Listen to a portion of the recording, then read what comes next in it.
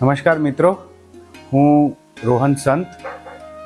મૂળ અમારું વતન કહો કે હું અમે છીએ મહારાષ્ટ્રીયન, અને રાઘવભાઈ જે ગીકો ગણેશ કાર્ટ ત્યાંથી અમે 5-1 વર્ષ થયા, ત્યાંથી અમે મૂર્તિ લાવી. એ જે મૂર્તિ હોય છે એમની જે આ બનાવટ છે, મેન એવું જ છે. મૂર્તિઓ તો લાખો મળે છે ગણેશ ચતુર્થીના ટાઈમે, હજારો નહીં લાખો મળે છે, પણ જે બાપા આ બેઠા છે કે આ મૂર્તિ લઈને આપણે રાખીએ ને તો એવું લાગે આપણને કે આ વિરાજમાન છે, કેમ કે એ મૂર્તિની એક સુંદરતા હોય. આપણે કેવું ફોટો ખેંચવામાં બી વિચાર કરીએ કે સારો ફોટો આવ્યો કે નથી આવ્યો, આજે આપણે મૂર્તિમાં બી વિચાર કરીએ. એકવાર મેં એમના પાસેથી લીધી હતી, ખાલી જોતા જ ગમી ગઈ હતી, અને આજ દિવસ સુધી હું ક્યાંય બીજો વિચાર કરતો નથી. એટલે અમે રાઘવભાઈને ત્યાંથી રેગ્યુલર મૂર્તિ લઈએ છીએ, અને અમે એડવાન્સ 2-2 અઢી મહિના, મેનું એન્ડિંગ આવે ને જૂનનું સ્ટાર્ટિંગ થાય એટલે અમારું બુકિંગ થઈ જાય.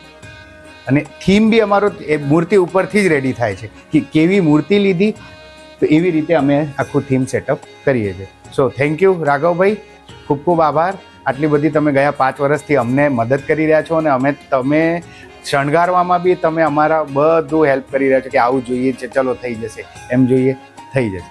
તો થેન્ક યુ રાઘવભાઈ.